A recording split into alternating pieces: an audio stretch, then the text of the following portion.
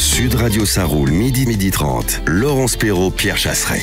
Et on retrouve ça roule avec notre ami Pierre Chasseret. Salut mon Pierrot. Salut Malolo, comment ça roule? Bien, très bien, avec un gros sujet aujourd'hui. Attention, on aurait préféré l'éviter celui-là. Ouh là là, en même temps on l'avait vu venir parce que c'est pas la première fois qu'on va en parler, malheureusement. Vous l'avez entendu, l'usine Bosch annonce donc la suppression de 750 emplois. Hier c'est tombé, c'est la fonderie de Bretagne à Caudan dans le Morbihan où on annonce que Renault va vendre cette fonderie, SAM comme on l'appelle. Eh ben dites donc, est-ce que les politiques anti-voiture et l'ambiance anti-voiture portent ses fruits? À savoir, ça y est, on est en train de perdre des emplois et ça va être d'une violence, Pierre. Laurence, il y a maintenant quelques jours, on traitait une question ensemble, c'était est-ce qu'on a tué la culture automobile en France? On était peut-être à 100 lieues de penser qu'on était en train de tuer aussi l'emploi automobile en France. Allez, un chiffre, 10% de l'emploi en France, c'est le secteur automobile. 10% de l'emploi. On va faire comment si demain on doit financer les gens qui vont malheureusement perdre leur emploi et qui vont se retrouver à Pôle emploi? Tous ceux qui nous écoutent du côté de Rodez, parce qu'on dit 700 emplois. Moi, je vais répondre 700 familles, 700 foyers qui vont perdre de l'argent. Donc, c'est énorme, c'est colossal. Ce qui se passe en Bretagne, c'est la même chose. Et tout ça, pourquoi? Parce qu'on a décidé de jeter l'opprobre en France sur la voiture et ça me débecte. Allez, on en parle tout de suite avec vous au 0826 300 300. Avez-vous peur pour vos emplois, vous qui travaillez dans la filière auto, quel que soit le métier que vous épousez dans la filière auto? 0826 300 300. Vous êtes du côté de l'Aveyron, de Rodez, de la Bretagne, de Caudan. Vous n'hésitez pas, vous nous rejoignez 0826 300 300. Sud Radio ça roule. Fabrice Godefroy, bonjour.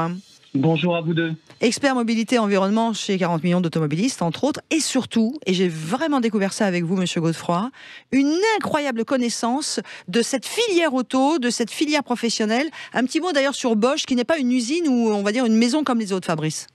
Oui, alors Bosch, c'est déjà le premier équipementier mondial. Et en plus, Bosch a une particularité, c'est une fondation. C'est-à-dire qu'il n'y a pas d'actionnaires, il n'y a pas de fonds de pension américains, il n'y a pas de dividendes. Tout est réinvesti dans la recherche et développement. Donc c'est vraiment une particularité, Bosch. Et c'est une entreprise, effectivement, on a la chance de l'avoir en France. C'est ce qui, en fait aussi son leadership, quelque part. C'est-à-dire que Bosch va réussir à asseoir son image de marque. Tout ça parce que justement, ils sont toujours pionniers dans l'innovation automobile. Il faut savoir que la plupart des grandes innovations qui arrivent dans nos autos et les pièces qu'on utilise dans nos autos proviennent de chez Bosch à la base. Question Fabrice, là je comprends pas. Bosch qui supprime 700 emplois, plus de 700 emplois. Hein, Laurence a insisté parce que l'emploi, ça se compte en unités. On l'a pas vu venir celle-là. On l'a pas vu venir. On a beaucoup parlé lorsque c'était des manufacturiers de pneumatiques, il y a encore quelques temps avec Bridgestone. Maintenant derrière Bridgestone, dans le nord de la France, on a Rodez qui est touché. Et Rodez, c'est un secteur où quand vous fermez l'usine Bosch, eh bien derrière, vous faites très mal à l'économie locale. On n'est pas sur Paris où on supprime 500 emplois et on se dit c'est pas grave, il y en aura d'autres. Du côté de Rodez, c'est une vraie institution. C'est comme si on enlevait Airbus à Toulouse. C'est le premier employeur privé d'Aveyron, déjà. Ça, c'est une première chose. Et puis cette usine Bosch, alors pour faire un peu d'historique, elle existe, elle a été reprise par Bosch dans les années 70, donc ça fait quand même un sacré paquet d'années. À une époque, quand ça tournait énormément, il y avait plus de 2400 collaborateurs dans cette usine. Là, actuellement, il y en a 1250. Effectivement, ils veulent en supprimer 750. Oui, donc, il y aura 500 personnes. Donc, c'est évidemment sous-dimensionné par rapport à l'entreprise. Pourquoi Covid? C'est ça. C'est quoi? Comment on l'explique? Alors, déjà, tout le monde le sait, Bosch, dans cette usine-là, il fabrique des injecteurs Common Rail, donc diesel, et des bouillies de préchauffage. Donc, c'est clair que la guerre du diesel a fait très, très mal, mais pas uniquement. Il y a eu une accélération l'année dernière avec la baisse, évidemment, des ventes de véhicules neufs, donc ça a accéléré ce phénomène-là. Ça, c'est une évidence. Mais il y a autre chose aussi. Il y a autre chose, on envoie tout le monde sur l'électrique et on est en train de tuer des technologies et de tuer l'innovation. Mais alors du coup, pourquoi est-ce qu'on ne forme pas plutôt ces 750 emplois à prendre le virage des recherches et développement, de devenir des experts en électrique? Pourquoi pas? Pourquoi on arrête tout? Pourquoi? Pour la simple raison, quand vous roulez dans un véhicule électrique, vous comprenez assez vite que ça ne va pas devenir le premier véhicule du foyer et que passer en électrique, ça rime forcément avec moins utiliser sa voiture. Donc derrière, vous avez une utilisation de votre auto qui est réduite en passant sur l'électrique. L'électrique fait beaucoup plus de mal dans une filière européenne et la seule filière qui s'en sort véritablement sur ce marché de l'électrique, et encore, en tout cas sur l'hybridation, ça se passe plutôt sur le continent asiatique, effectivement. Alors, il y a plusieurs choses. Effectivement, la diversification dans cette usine, elle serait compliquée et c'est sur un temps long parce qu'en plus de ça, les investissements ont été faits en microtechnique pour ce genre d'équipement, d'injecteurs. Donc, ça se fait pas du jour au lendemain. En plus de ça, ils avaient projeté de pouvoir faire une diversification dans l'aéronautique. Mais l'aéronautique, dans cette période, c'est très difficile aussi. Je sais qu'ils ont des projets sur l'hydrogène, mais c'est un temps long, tout ça. Ouais. Et comme la chute actuelle du diesel est quand même très forte, ça active effectivement cette accélération. Mais par contre, Pierre a raison. Ça, malheureusement, c'est ce qui se passe chez Bosch à Rodez et ailleurs d'ailleurs, parce que on peut le voir aussi. Par exemple, je vais prendre d'autres exemples qui sont quand même frappants. On a l'usine de Smart à Ambach, en Moselle. On fabrique là-bas les voitures que l'on veut en France, c'est-à-dire des petites voitures, donc pas des SUV, des petites voitures, et des voitures, voilà, des Smart et des voitures en plus 100% électriques. Bon, ça va partir en Chine. Voilà, donc voilà. Et puis après, je vais prendre un autre exemple. On a aussi la petite voiture low cost, la Dacia Spring. La Dacia Spring, elle va être fabriquée où? 12 000 euros. 12 000 euros seulement la voiture. Ouais, mais alors, attention, il faut tester derrière. Oui, peut-être, mais quand même. Donc, très clairement, c'est la chronique d'une décadence de l'industrie automobile en France. Et c'est ça qui est très tragique. Je suis assez d'accord, Fabrice. Mais moi, quand je dis 12 000 euros, évidemment qu'il y a plein de foyers qui vont pouvoir accéder à une voiture. 12 000 euros, c'est rien. Sauf que du coup, ça va être un tel succès que ça va toucher de plein fouet le milieu auto en Europe. Alors, ce que tu veux dire, Laurence, évidemment, c'est commercialement, que par rapport au reste du marché, 12 000 euros, c'est très bas. Après, l'électrique, il faut le tester. Déjà, il faut arrêter d'envoyer tout le monde sur l'électrique parce que quand on n'a pas testé, on ne sait pas ce que c'est. Une voiture électrique, ça veut dire aussi parfois 19 heures de charge si vous avez une prise standard chez vous. 19 heures de charge intégrale. Ça veut dire aussi que si vous mettez à 130 sur l'autoroute, vous allez diviser par 2 l'autonomie de votre voiture. Diviser par 2 l'autonomie de votre voiture. L'électrique n'est pas la solution adaptée à tous les foyers de France. En revanche, oui, mais il n'y a pas de miracle. On n'est pas contre, mais voilà, c'est pas adapté, la réalité. Et j'aime bien donner les deux faces. Voilà, quand on parle du diesel, on sait aussi donner ses points négatifs. Il faut aussi savoir donner les points négatifs de l'électrique. Moi, je bosse pas pour un lobby d'électrique derrière. Donc, l'idée, c'est d'envoyer les gens vers des justes motorisations. L'électrique, aujourd'hui, c'est le véhicule, le deuxième ou troisième véhicule du foyer, si vous avez une prise, et qui plus est, si vous avez du temps. Alors, on va vite... Fabrice, juste, on va donner la parole à Yvan, qui nous appelle de Rodez. Excusez-moi, mais là, on va voir des priorités aussi. Au 0826 300 300, n'hésitez pas à nous appeler, évidemment. Bonjour Yvan. Oui, bonjour. Comment ça va ? Ça va. En fait, tout ce que je voulais dire, vous l'avez dit en partie. Effectivement, je comprends pas pourquoi ils comprennent pas qu'il faut prendre un virage actuellement. Après, c'est vrai que le souci, le diesel, effectivement, en soi, un moteur diesel consomme beaucoup moins qu'un moteur essence. Donc, on ne parle pas des biocarburants parce que des carburants verts à base végétale, notamment de l'huile de friture recyclée ou autre, comme en train de faire des publicités, McDo est en train de faire des pubs, ça fait baisser énormément la pollution, ça recycle ces huiles-là, donc c'est bien aussi. Ça permettrait d'avoir des moteurs diesel qui polluent quasiment pas. Voilà.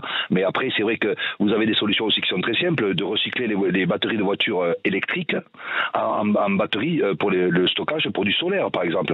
Moi, je comprends pas, avec tous les milliards qu'ils ont, les ingénieurs qu'ils ont, les têtes pensantes qu'ils ont, ils n'arrivent pas à comprendre qu'au bout d'un moment, faut arrêter. Parce que l'électrique, de toute façon, on y va tout droit, obligatoirement. Après, moi, je suis dans le photovoltaïque, je fais l'installation photovoltaïque, je suis pas forcément 100% pour les voitures électriques, parce que le lithium, c'est une saleté, parce que ça pollue énormément de la terre, ça empoisonne des terres, ça fait travailler des pauvres petits paysans au Pérou, ça les exploite et tout, je trouve ça un peu aberrant.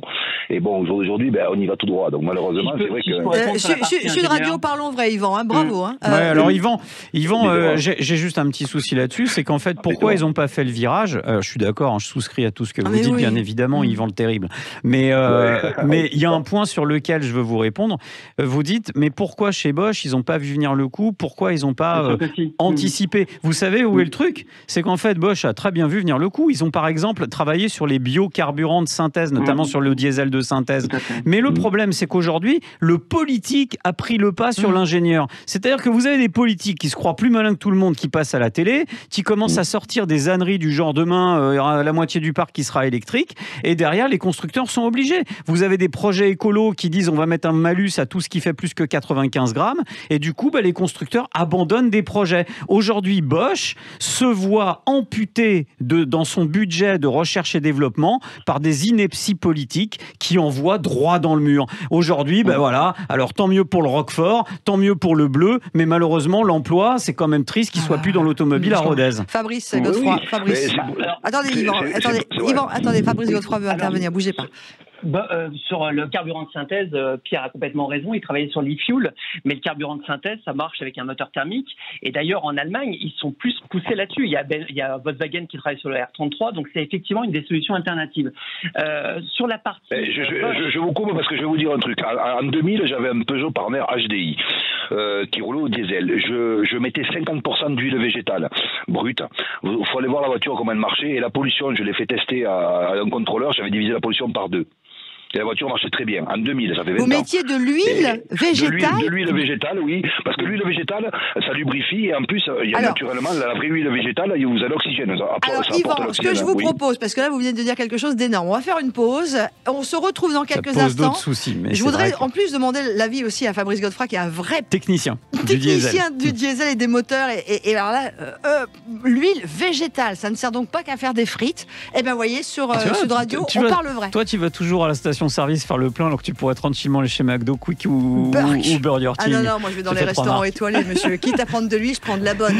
Allez, Sud Radio, on revient sur le sujet dans quelques instants. Fermeture, en tout cas, 750 emplois exactement qui vont être supprimés à l'usine de Bosch. On vient d'apprendre que la fonderie de Bretagne à Caudan, dans le Morbihan, va être sans doute vendue par Renault. Il y a d'autres usines comme ça qui ferment petit à petit. Les politiques anti-voitures et l'ambiance car bashing est-elle en train de porter ses fruits? Et les premiers touchés, ce sont nous les travailleurs. 0826 300 300. Sud Radio, ça roule, midi 30. Laurence Perrault, Pierre Chasseret. Et vous l'avez découvert évidemment comme nous dans le courant de la semaine et encore plus hier avec la nouvelle annonce sur la fonderie de Bretagne de Caudan qui va être vendue par Renault. L'usine Bosch de Rodez annonce 750 emplois licenciés d'ici à 2025. Alors peut-être pas licenciés, mais en tout cas d'ici 2025, il y aura une perte de 750 emplois. On en parle avec Fabrice Godefroy qui est monsieur mobilité de 40 millions d'automobilistes. Évidemment, mon Pierre, on était avec Yvan qui nous parlait il y a de cela quelques instants d'huile végétale dans son moteur. Voilà, et encore mieux, vous m'entendez ? Oui, bien sûr. Encore mieux, moi à l'époque en 2000, je vendais une huile végétale qui s'appelait Eliane, c'est une huile pour moteur, donc l'huile moteur, pas de l'huile moteur dérivée du pétrole, mais une huile moteur, on a fait des rallyes, les rallyes de l'Aveyron et autres, c'est une huile qui était fabuleuse, c'est tombé à l'eau, mais c'était une huile moteur en fait, base végétale à 95%. Alors, de l'huile qui tombe à l'eau.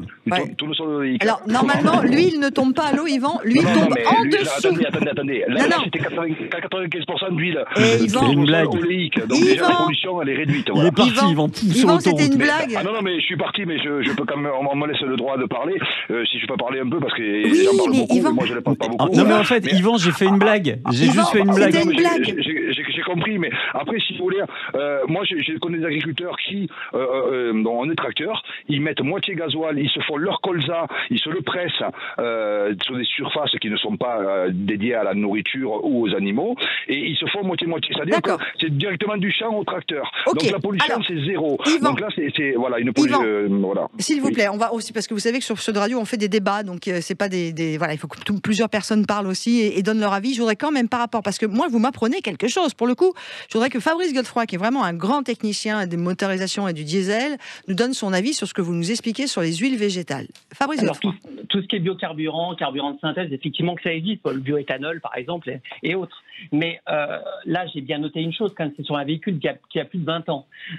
Sur les véhicules actuels où maintenant on est en common rail, en injection directe d'une façon beaucoup plus précise, ça serait beaucoup plus compliqué maintenant sur des véhicules modernes d'utiliser des carburants qui ne sont pas référencés. Et c'est pour ça d'ailleurs que Bosch travaillait sur des carburants de synthèse notamment référencés et sur lesquels ils sont en test actuel. Donc c'est par rapport à la technologie aussi que ça change beaucoup de choses. Fabrice, en termes de pollution, Yvan nous disait, j'ai fait un petit test de pollution, j'émettais grosso modo 50% de moins. Il a raison, Yvan, quand il dit ça, ou alors il manque des paramètres? comme le biocarburant, c'est la même chose. Comme vous avez le bioéthanol, on baisse le taux de CO2. Oui, effectivement, il y en a un petit peu moins, c'est sûr. Mais après, il faut évidemment que le carburant soit compatible avec les nouveaux véhicules. Et un véhicule d'il y a 20 ans, ça n'a rien à voir avec un véhicule actuel. Donc ça serait quand même beaucoup plus compliqué. Mais d'une façon générale, si on veut revenir sur Bosch, il faut quand même se rappeler d'une chose, c'est que Bosch avait demandé cette fameuse étude indépendante au gouvernement pour la vignette éventuellement critère 1 sur le diesel. Cette étude a mis 1 an pour sortir, ils l'ont attenddu pendant 1 an.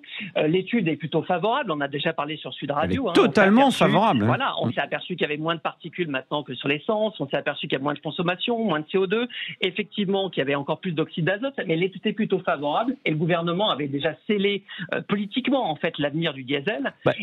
C'est la ministre de l'Environnement qui avait bloqué, Fabrice, sur la vignette critère 1, parce que du côté du gouvernement, il y avait plutôt un regard favorable. On se rappelle quand même du déplacement d'Emmanuel Macron pendant la campagne présidentielle, où il disait qu'il y avait un avenir au diesel en France. Moi, je me demande véritablement où sont passées les promesses de campagne. Il avait dit qu'il y avait un continent entre l'ancien diesel et le nouveau diesel. Il a complètement raison. Donc, c'est une des raisons. Sauf que l'emploi disparaît. Juste avant d'accueillir Lionel Degrasse, moi, je voudrais juste qu'on recentre un peu le sujet, en fait. C'est aujourd'hui, on a vraiment des pertes d'emplois. On voit bien que nos usines vont fermer les unes après les autres. Qu'est-ce qu'on fait ? À mon avis, il va falloir accepter en France qu'à un moment donné, l'automobile soit dans le rouge, là, véritablement, et il va falloir comprendre qu'au bout d'un moment, c'est l'usager qui va réussir à faire remonter en odeur de sainteté l'automobile. Qu'est-ce qui se passe ? On s'aperçoit que les mesures automobiles s'accumulent. Alors évidemment, on met des taxes, donc les gens achètent moins. Mais ce marché va se transférer après l'épisode Covid, confinement, couvre-feu. Ça va forcément se transformer en reprise de la mobilité. Moi, je ne connais pas de mobilité comme ça durable qui puisse se faire sans automobile en France. Ça n'existe pas. Fabrice quand on a besoin de partir en famille, on a besoin d'une voiture. Alors, il y a déjà un constat au niveau de l'industrie en France. Déjà, dans ces 15 dernières années, l'industrie a été divisée par 2 dans la fabrication des voitures en France. Donc, déjà, ça, c'est un constat évident. Et ça, c'est pas moi qui le dis. Il suffit, c'est l'Organisation internationale des constructeurs automobiles qui l'a observé. Donc, ça, c'est une chose. Et puis après, effectivement, on nous pousse de plus en plus à la fin du moteur thermique. Alors, diesel, mais ça, c'est la première étape parce qu'après, on va vers l'essence qui sera interdit. Par exemple, je prends la capitale, Paris, 2024, plus de diesel, mais 2030, plus d'essence. Et on veut nous pousser vers le véhicules 100% électriques, mais actuellement les batteries des véhicules électriques sont fabriquées à 90% en Asie, en Chine et en Corée. Par exemple, un gros équipementier CATL pour la Chine et LG Chem pour la Corée. Ils sont contents en Asie, on leur dope leur emploi pendant que nous on tue les nôtres en France. Alors j'ai un classement. La Chine a progressé de 400% en 15 ans, donc sa production, alors que la France a baissé de 46%. Donc voilà, on est passé d'ailleurs de la 9e place à la 6e place en France. Donc voilà, c'est acté. Fabrice, on a Lionel Degrasse qui veut intervenir aussi au 0826 300 300. Bonjour Lionel. Oui, bonjour à toute l'équipe. Merci d'être avec nous sur Sud Radio, on vous écoute.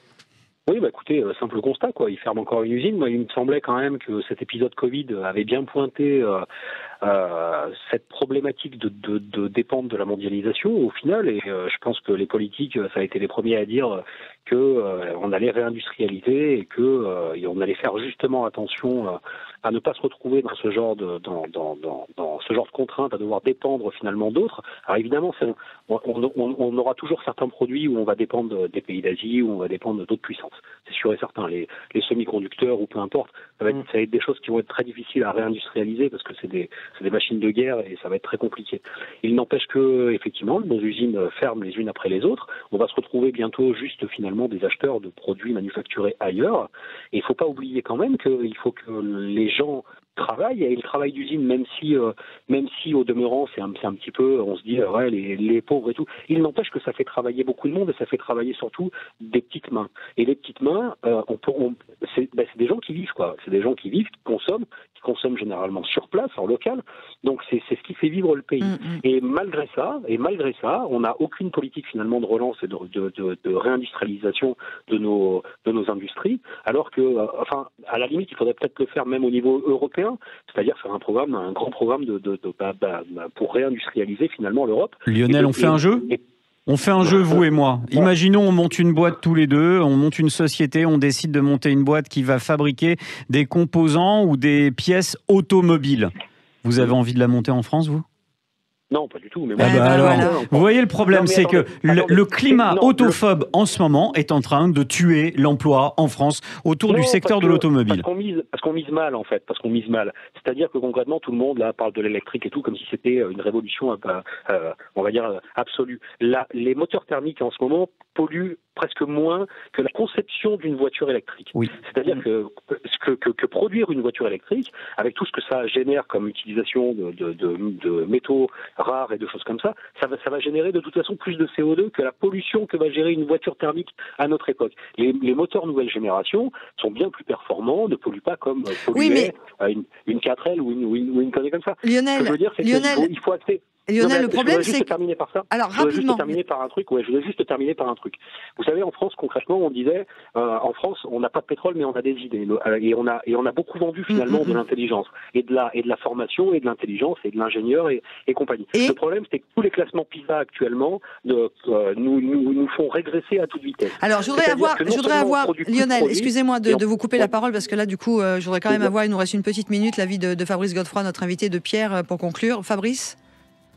Le problème, effectivement, c'est-à-dire qu'on nous parle souvent de l'Airbus de la batterie, parce que, en admettant que le véhicule électrique soit la solution d'avenir, on nous parle de l'Airbus de la batterie. Sauf qu'on a beaucoup de retard, parce que, comme je l'ai dit, donc 90% des batteries sont fabriquées en Asie. Ce qu'il faut savoir aussi, c'est que la Chine, la valeur ajoutée d'une batterie électrique par rapport au moteur thermique, c'est pas la recherche et le développement, c'est d'avoir effectivement les composants. Et les composants, c'est donc le lithium, le cobalt, et c'est tous ces composants-là. Et ça, malheureusement, la Chine a le monopole de cette extraction de ces métaux rares.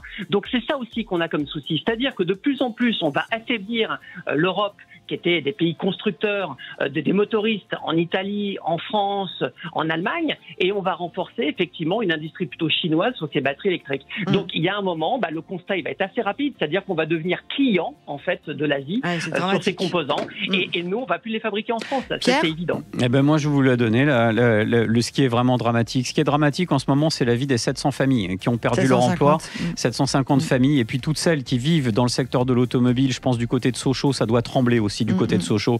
Ce berceau de l'automobile en France n'est plus protégé. Les déplacements de campagne des candidats à la présidence de la République sont oubliés. Les promesses de campagne sont oubliées. Et aujourd'hui, la France qui vit, qui travaille et qui se déplace, elle est marginalisée. On a l'impression qu'il y a véritablement la France des grandes villes qui peut rouler en électrique et la France, malheureusement, le reste, majoritaire, mais qui sont les grands oubliés. Voilà, Sochaux, Rennes, les grandes régions auto de France, et puis tous les équipementiers, toutes les petites boîtes, parce qu'on ne s'en rend pas compte, mais il y a plein de boîtes qui travaillent pour les équipements, etc. Et voilà, en tout cas, sur Sud Radio et dans sa roule, on continuera d'en parler. Merci à tous. Merci Pierre. Allez, à la semaine prochaine. Merci mon Fabrice Godefroy, bon week-end aussi. Merci à Max d'avoir réalisé ce rendez-vous et Léa d'avoir assuré le standard ce matin. Bon week-end à tous.